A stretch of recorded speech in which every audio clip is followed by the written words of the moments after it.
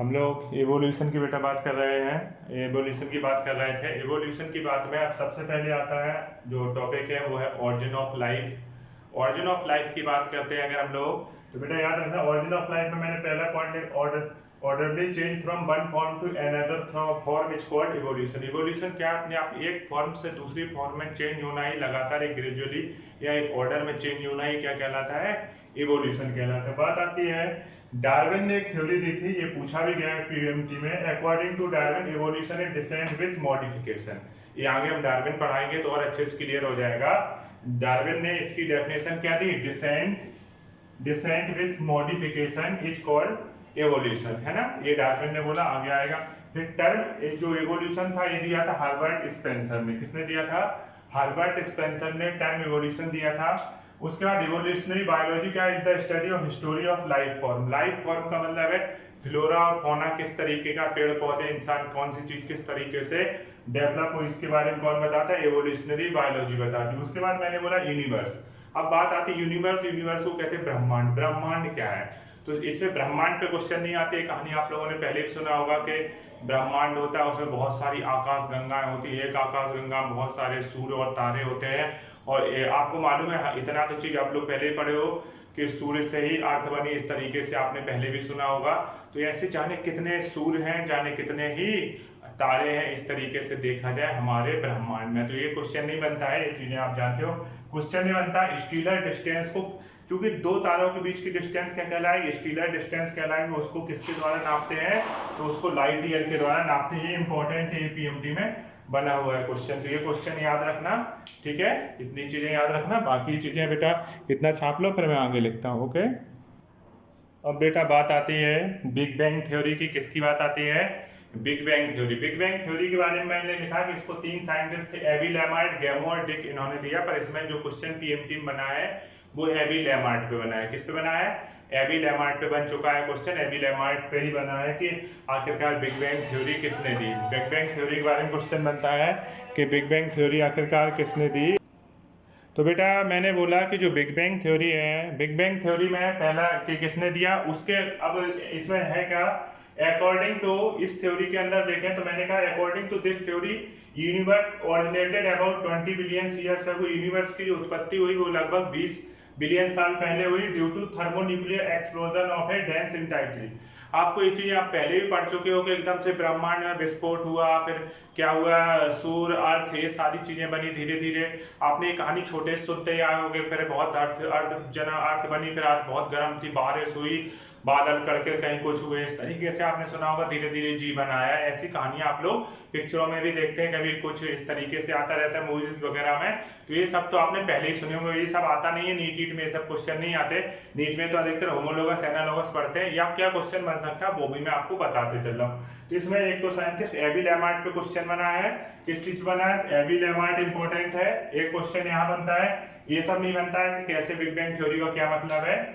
12th में जो 12th board देते हैं बच्चे, उनके लिए हो सकता है वो लिख सकते हैं बिग बैंग थ्योरी के बारे में, उनके अकॉर्डिंग ठीक है, उनके लिए जरूरी है इतने सारे नोट। उसके बाद हमने कहा कि according to this theory atmosphere absent on, हाँ ये पॉइंट, ये क्वेश्चन बना है पीएमटी में, ये क्वेश्चन इंपॉर्टेंट है।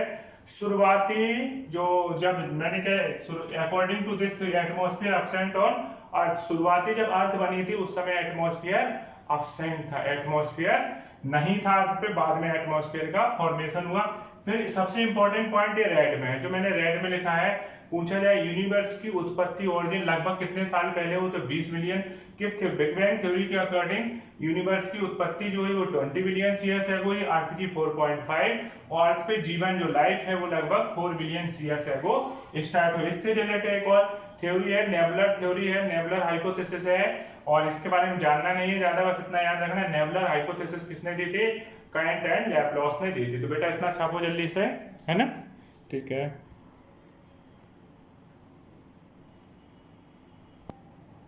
अब बेटा अगर हम लोग बात करें theory of origin of life से रिलेटेड, तो थ्योरी ऑफ, मैंने समझाया तो पहले ही था आपको, theory of origin of life से रिलेटेड अगर हम लोग बात करें तो पहली बात करेंगे हम लोग ए बायोजेनेसिस थ्योरी। किसकी बात करेंगे बेटा, ए का मतलब होता है अपसेंट होना, बायोजेनेसिस मतलब बायोलॉजी।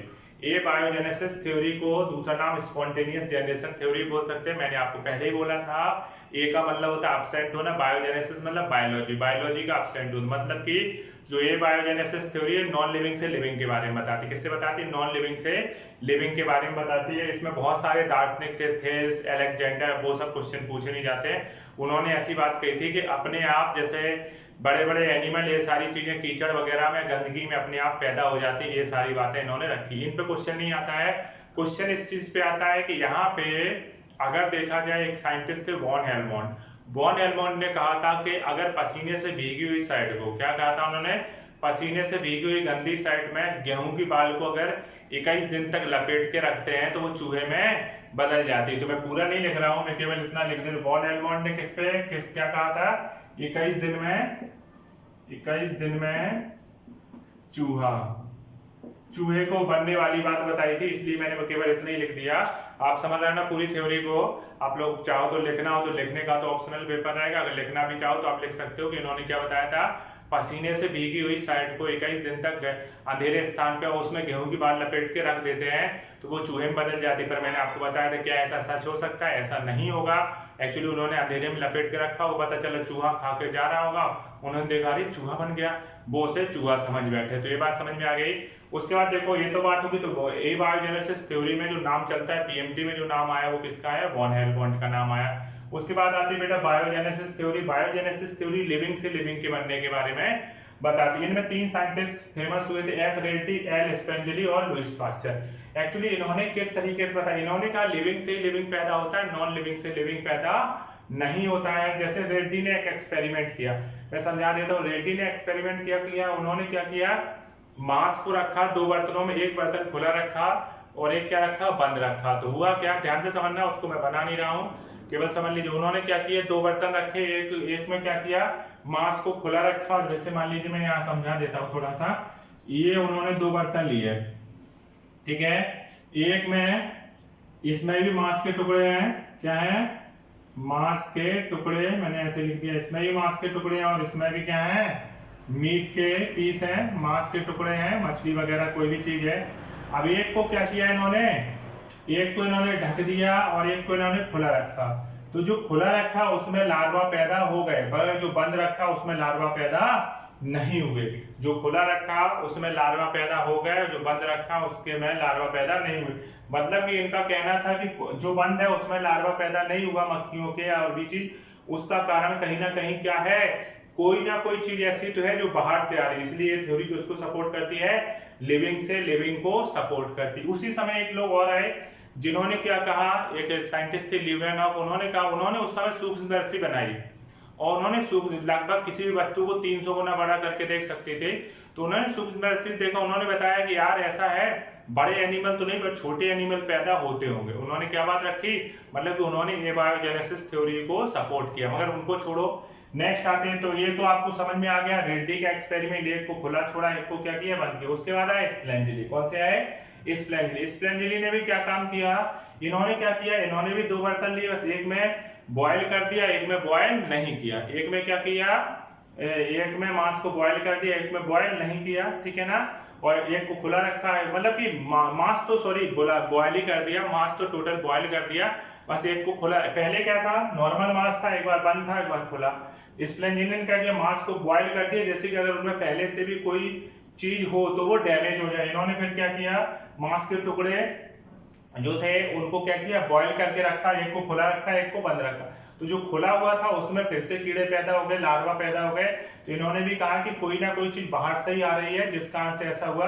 तो कुछ साइंटिस्ट ने अपोज भी किया कि यार आपने मांस को क्या किया? आपने बॉयल कर दिया, इसलिए उसमें पैदा होने लायक कुछ बचा ही नहीं, इसलिए वो नहीं हुआ। तो इन्होंने फिर क्या किया? उसको भी खुला छोड़ दिया। उन्होंने कहा ना वो आपने ज्यादा बॉयल कर दिया हुआ इसलिए उसमें पैदा नहीं हुआ। तो उन्होंने जो ढका हुआ रखा था उसको भी खोल दिया। जब उसको भी खोल दिया तो उसमें भी कीड़े पैदा हो गए। इससे इन्होंने कहा कि कोई ना कोई चीज ऐसी है जो बाहर से आ रही है, ये अपने आप पैदा नहीं हो रहा। फिर इन्हीं की तर्ज पे एक साइंटिस्ट लुइस पास्चर है, इनका नाम सबसे ज्यादा इस जगह चलता है। इन्होंने क्या किया? इन्होंने एक फ्लास्क लिया, इस तरीके से एक फ्लास्क लिया जिसकी गर्दन कैसी थी? एस के आकार की थी। कैसी थी? एस के आकार की थी। और इसमें इन्होंने क्या किया? शुगर और ईस्ट को के घोल को गर्म किया। क्या किया?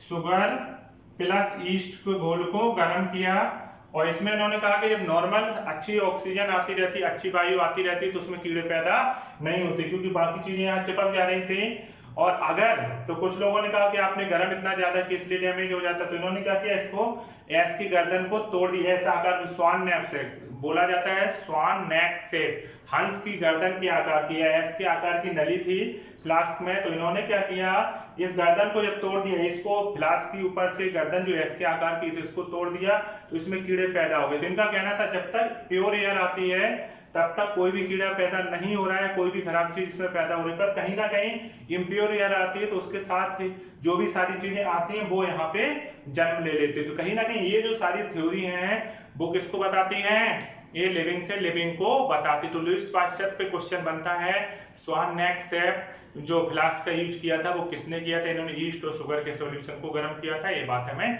याद रखनी। लुईस पाश्चर पे क्वेश्चन बनता है। अब क्या है, और पर इन्होंने लिविंग से लिविंग को सपोर्ट किया, मगर ये भी एक जगह फ्लॉप हो गए थे, ये नहीं बता पाए थे आखिरकार पहला लिविंग कहां से आया। लुईस पाश्चर के अंदर एक कमी रह गई थी, पर ठीक है ये बात यहीं दब गई। फिर इसके बाद कुछ थ्योरी और आई, थ्योरी ऑफ स्पेशल क्रिएशन, जिसको फादर स्वराज ने दिया था, मैं भी लिख देता हूँ। थ्योरी ऑफ स्पेशल मतलब कि लोगों का भगवान पे विश्वास बढ़ा, ईश्वर पे, हिंदू संस्कृति में अलग, मुस्लिम संस्कृति में अलग, और ईसाई संस्कृति ने, इसमें एक नाम चलता है फादर स्वराज, जिन्होंने कहा कि लगभग 6 दिन में ही गॉड ने सब कुछ बनाया, ऐसी उन्होंने अपनी बात रखी, ठीक है ना। अलग अलग जगह अलग अलग बातें होती है, जैसे हिंदू संस्कृति ने कह दिया मनुस्मृति आए, मुस्लिम संस्कृति में आदम हव्वा, इस तरीके से कुछ नाम यूज होता है, मुझे प्रॉपर याद नहीं। ऐसे ईसाई संस्कृति में भी कुछ बोल दिया होगा। तो इस तरीके से कि कोई ना कोई यहाँ पर, ये क्या पक्की थ्योरी है, पक्की थ्योरी नहीं है, क्योंकि हर चीज प्रैक्टिकली नॉलेज मांगी जाती है। तो ये बात हो गई स्पेशल क्रिएशन थ्योरी। फिर एक थ्योरी थी पैनस्पर्मिया थ्योरी, उसके अकॉर्डिंग स्पर्म के फॉर्म में आया, मैंने आपको पहले बताया। एक कॉस्मोजोइक थ्योरी है कि दूसरे प्लेनेट से स्पोर्स आए हमारी, ये सारी चीजें हैं। तो मैं लिख देता हूँ इनको, उसके बाद फिर हम लोग आगे की जो इंपॉर्टेंट बातें हैं वो डिस्कस करेंगे। पहले इतना छाप लो बेटा, ठीक है, ओके।